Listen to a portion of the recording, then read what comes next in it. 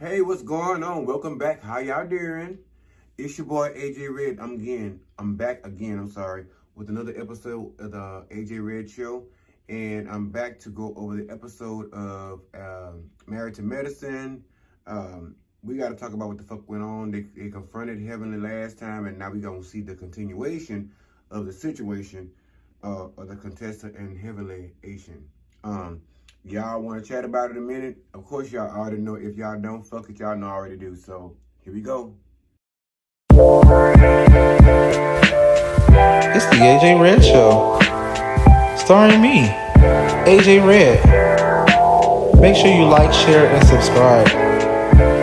Thanks for watching. Now let's get into it.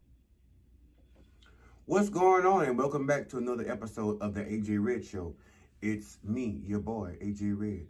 I'm back with an episode tonight of Married to Medicine to see how all the shit turned out thus far with confronting Heavenly. But before I get into that, y'all, I need y'all, excuse me, I'm bumping the table. Before I get into all that, please remember to like, subscribe, and share. I fucked up my camera, so I'll straighten it up real quick. Y'all just bear with the fuck with me. We're gonna get that together. Like, subscribe, and share if you have not already.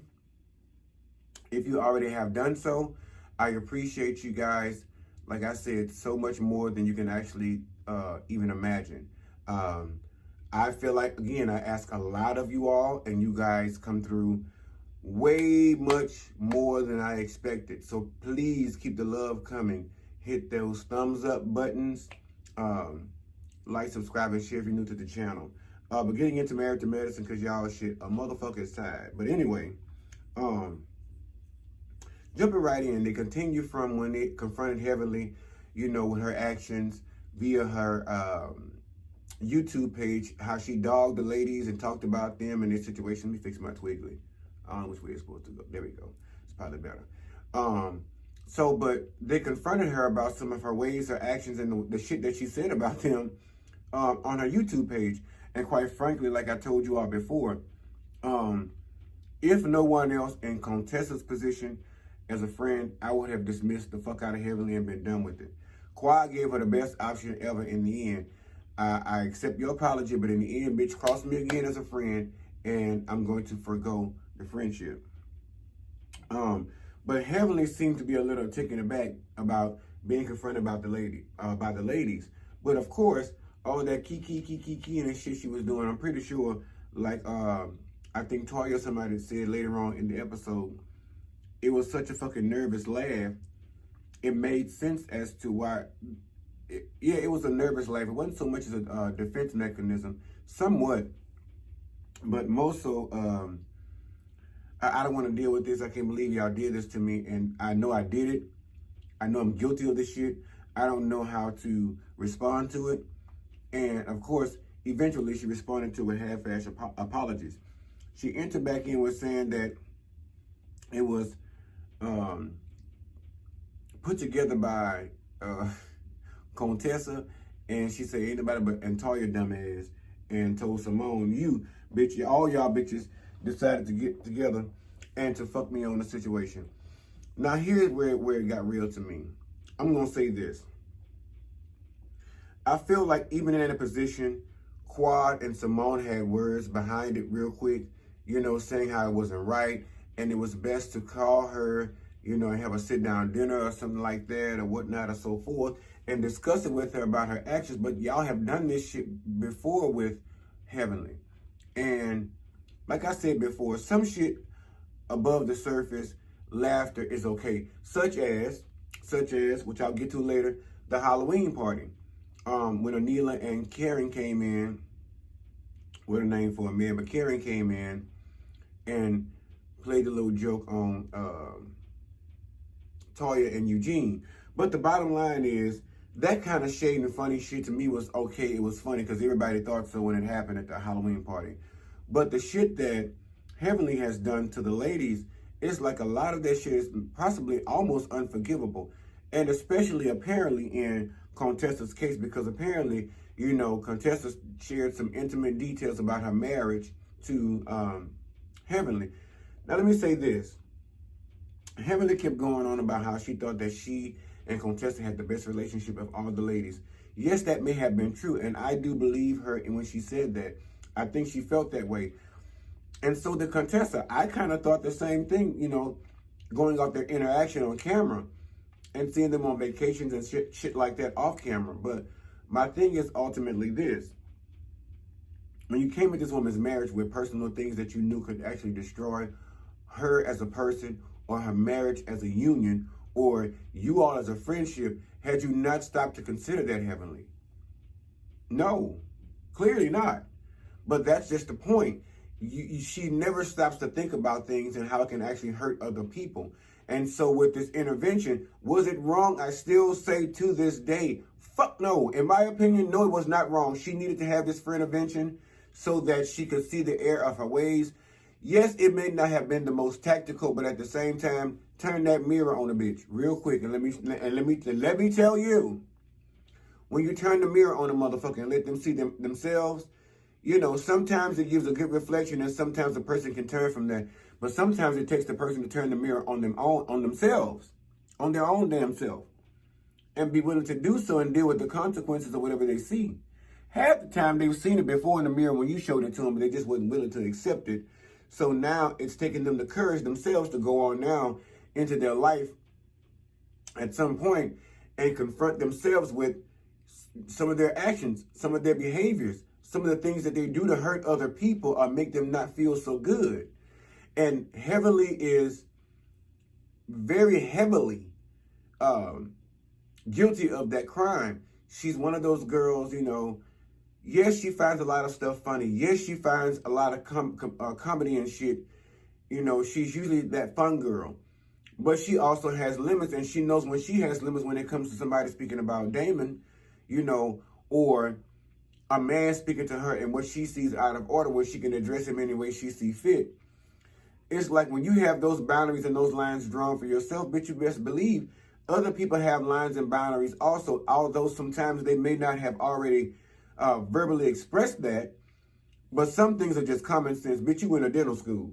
And I will still think because you're not an MD or got PhD behind your name, you will still have enough common sense to know the difference in between superficial fun and poking and jabbing versus something that's really gonna cause a jab below the belt, bitch, that's gonna take the breath out of motherfucker. And frankly, bitch, you took the breath out of Contessa, out of everybody.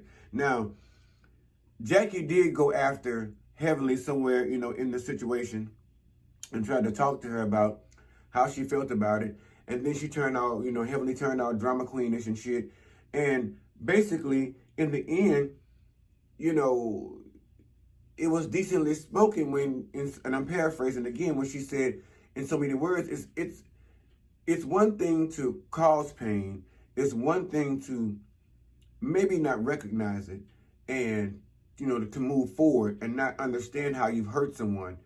But it's a whole different motor of a fucking beast when somebody comes to you several times over and over and expresses to you, as a friend, as important as the information was I told you, I need the relationship and me speaking to you now on terms of please keep my shit out of everybody's ear. Please keep my shit on the low. Please stop bluesing me with my own shit. Please stop shooting daggers in my own heart as a friend.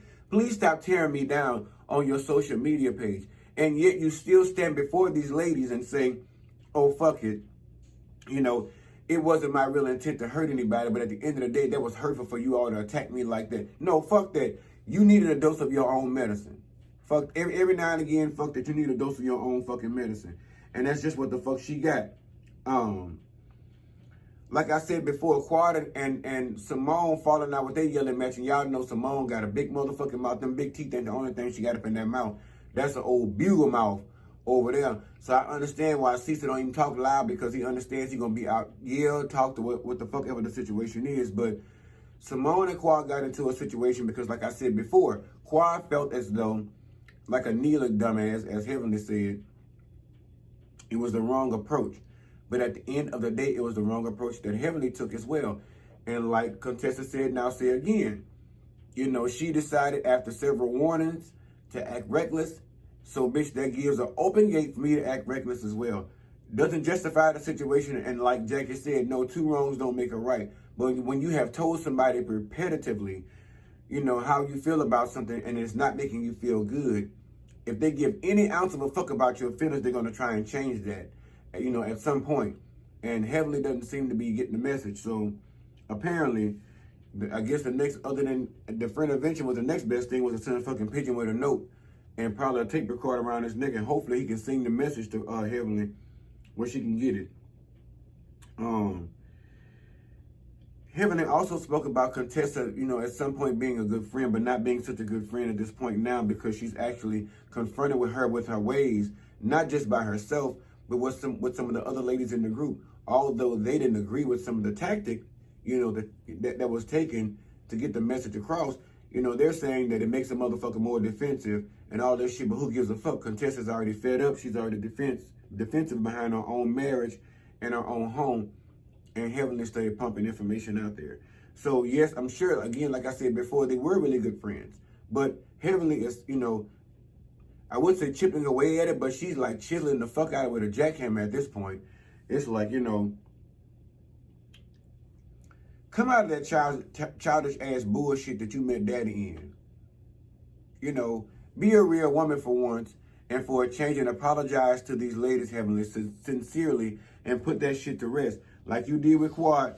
Apologize and leave it at that, and mean what the fuck you say, and say what you mean, and keep it pushing. Because Quad done told your ass once that at the end of the mammy motherfucking day, she's not up against the odds again of playing with you when it comes to putting your funky ass bad negative stamp on the back of her name, lying about she out there sleeping with married men and shit. Now you still stood in front of the woman's face and lied and said you ain't say the shit, but you just sat over here at the goddamn diner eating up all the shit with a Neela dumbass, sitting there saying how you heard about another bitch that bitch husband, a man that she done slept with, but you ain't want to call out no names and all that shit. You're the deceitful, two-faced ass flip-flopper. You taking on the role of several motherfuckers in this episode, or in this season. Moving on to Neela. Now, didn't I tell y'all, the bottom line was it, people that think they have fucking money can pay somebody to take care of their children and still move about their daily lives. They see that kind of work as easy for that person that's dealing with their children.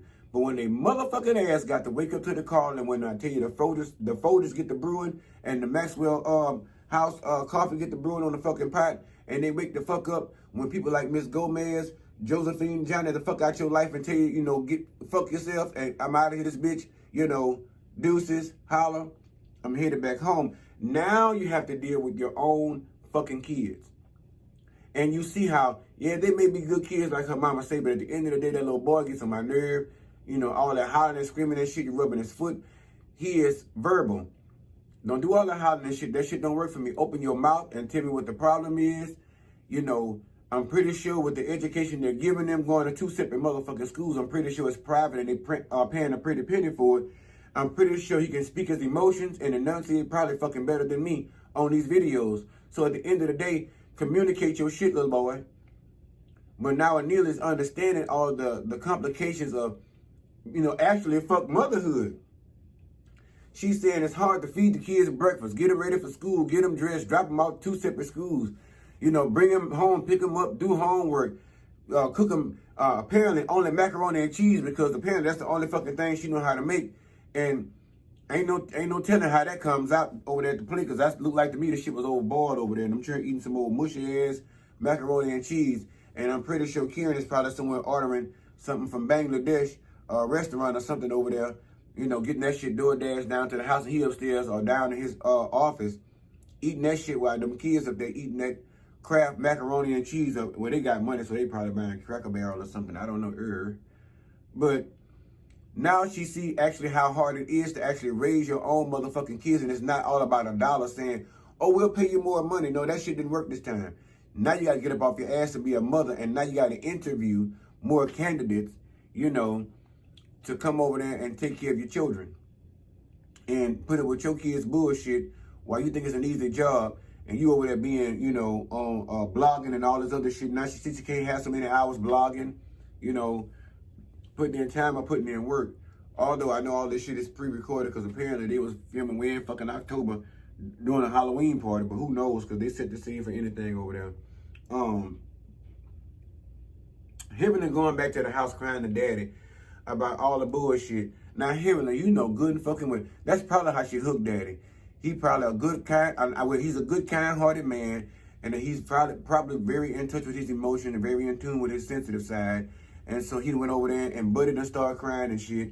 And now he had to buddy her up, you know, and pet her up and all this other bullshit. But he did actually tell her, you know, basically you still got to be mindful of other people's feelings. Even though you're a jokester and shit like that, you still have to be a grown-ass woman, which you say you are. And be mindful of these jokes that you're telling upon these people and certain business that you're putting out there like that. You knew what the fuck you was doing while you running over there to daddy like a little motherfucking girl. Daddy needs to go ahead and put some tough love on your motherfucking ass and tell you, look, bitch, the bottom line is I don't get into y'all female shit, but you know over here, we don't play that bullshit. And at the end of the day, you know you over there playing the wrong kind of games with the motherfucking ladies. You know, you saying shit. I heard you off up in the closet, you know, recording and shit, talking about the women and shit. And I'm pretty sure before we put head to pillow, that night I probably told you, now you know you wasn't right for that shit. I'm pretty sure if Damon heard it, he probably told her. But at the end of the day, Damon, get her motherfucking ass and check in front of people, so we can see how bad she is, because we all know you can get her together right quick. And stop babyfying her in the fucking private. Yes, that's your wife and all that shit, but sometimes they need to be told to fuck off too, even when they wrong with other people that mean something to them, or they say mean something to them in their life. If they didn't mean anything to her, I don't feel as though she would have brought this to him. But of course she's looking for sympathy, because she didn't get it from anybody other than Jackie that night. You know, nobody showed her any sympathy. And also, of course, Neela, crazy ass, you know, over there backing her up with shit, saying she didn't think it was all that bad, but she didn't call you dumb. So apparently you just that dumb. You can't understand when your own friend is calling you out on your own shit and calling you, you know, shading you with shit that's pretty much true. You know, we all know you ain't that bright, but, you know, you making it happen for yourself. You know, hey, power to, well, sisters are doing it for themselves. How about that one? Yeah, we're going to go with that one tonight for Neela. But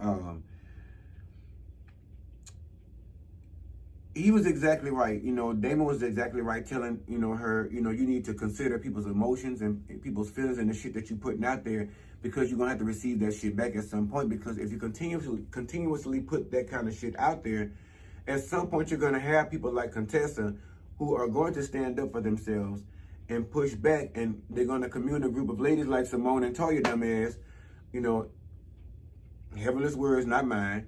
Well, they wasn't heavenly, but y'all get what I'm saying. Heavenless words, not mine. You know, you're going to get these group of ladies that are going to push back, that are not going to continuously take this motherfucking abuse as a friend. And like I told you before, any friend of mine, I already know at this point in my life, I'm not even dealing with it, bitch. Period. And if you ain't got the message by now, here you go. PSA. Public service announcement. These are the church announcements for your afternoon before you leave Bible study. I ain't having it. I ain't having it. I'm not having it. I'm not having it. A friend like Heavenly Choir gave her the benefit of the doubt, and I'm pretty sure the other ladies will do the same. They're just not vocalizing it right now. But me personally, I would have just fucked around her on this cast, you know, rocked out with my cock out, went back and forth with her motherfucking ass, been very catty, did my best to find out her business, because like Simone and Dr. Jackie said, she keep all her shit very under wraps, because I'm pretty sure underneath those thick layers of skin she so-called have, I'm pretty sure there's a whole lot of shit that done went on down through the years between her and Daddy.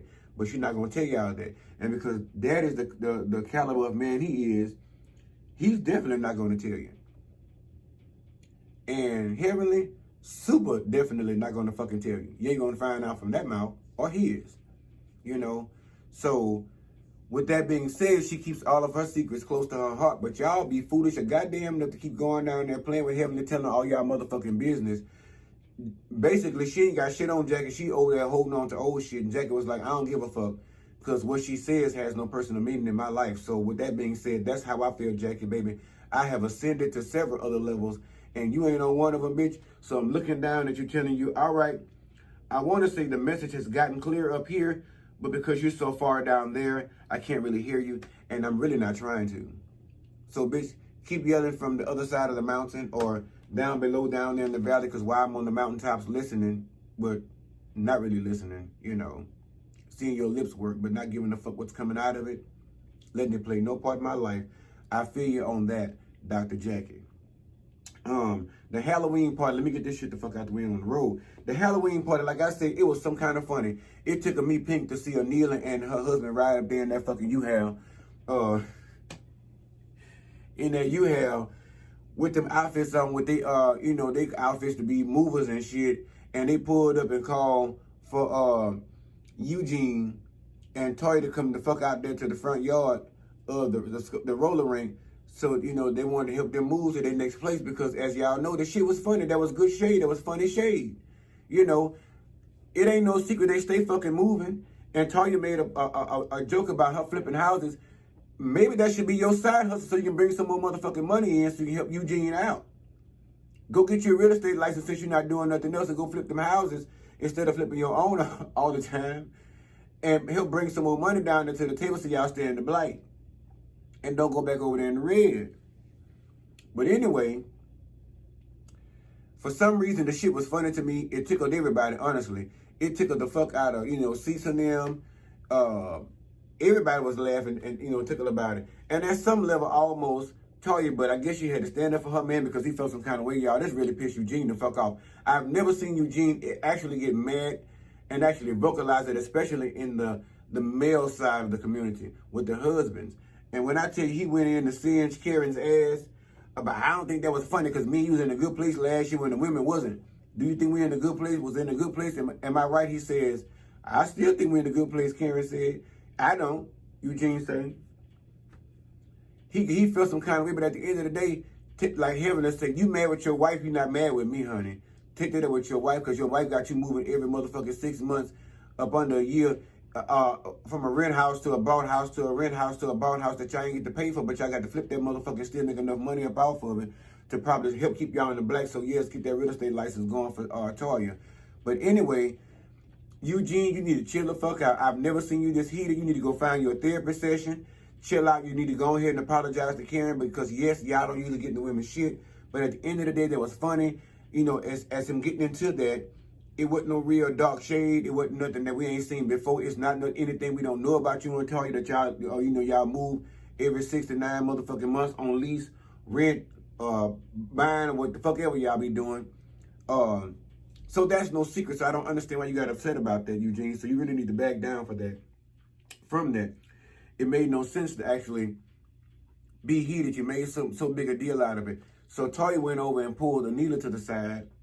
And she's, she honestly said, the shit was kind of funny, although we do, make our jokes between us, the lady community, the bitter bitch wives, we do our thing. I don't think it was cool that you brought the husbands into it. It's like, bitch, period. Any shade on you is a shade on your whole generation over there down to the house, bitch, so what's the point? So at the end of the day, he got in on it. So what? It wasn't all that bad. It was capital motherfucking F, all caps, F-U-N-N-Y. Feel how you want to feel about it. But anyway, that's all I got for y'all. I'm done with this bullshit. They were there cutting up. It was a good episode, I think, in my opinion. But at the end of the day, I ain't finna give y'all all the peeps and all the creeps to the bullshit. Take your ass over there and watch the motherfucking show and find out all the details for yourself. And then come back if you have not already and drop down in the comments and let me know what you thought of the episode. Let me know if you thought that shit with that moving you had was funny. Over there at the roller rink Halloween party. Drop down them comments. Let me know what y'all thought because it was fucking hilarious to me. But anyway, I gotta get out of here and get me something to eat, get me some fucking rest because I got work to do. I got jobs, baby. I'm trying to be like Candy, honey. I'm trying to have several jobs and all of them paying quite well, all the way up. So anyway, if you have not already, hit that like button, that subscribe button, share this video. Please hit that thumbs up. Make sure you guys, when you watch these videos, a thumbs up for me, the notification bell so you get the notification when these videos are uploaded. Share with somebody you like. Share with somebody you don't like. Share with a motherfucker you know. Hell, share with somebody you don't know. Because at the end of the day, if you don't like me, I always tell you somebody else will. If you don't believe me, just watch. For real. But anyway, I gotta go. Love on yourself. Always. Love on somebody else, but only if they're willing to love on you in the same way back, because ain't nobody got time for that bullshit. Right? All right. So y'all have a good night. Talk to y'all later. Y'all stay monkeypox free, because the shit is on the rise. Wherever you at, don't be rubbing up on people and letting them rub on you and shit. Don't skin to skin contact. I told y'all. Don't be touching on people. All right, y'all holla. Have a good one.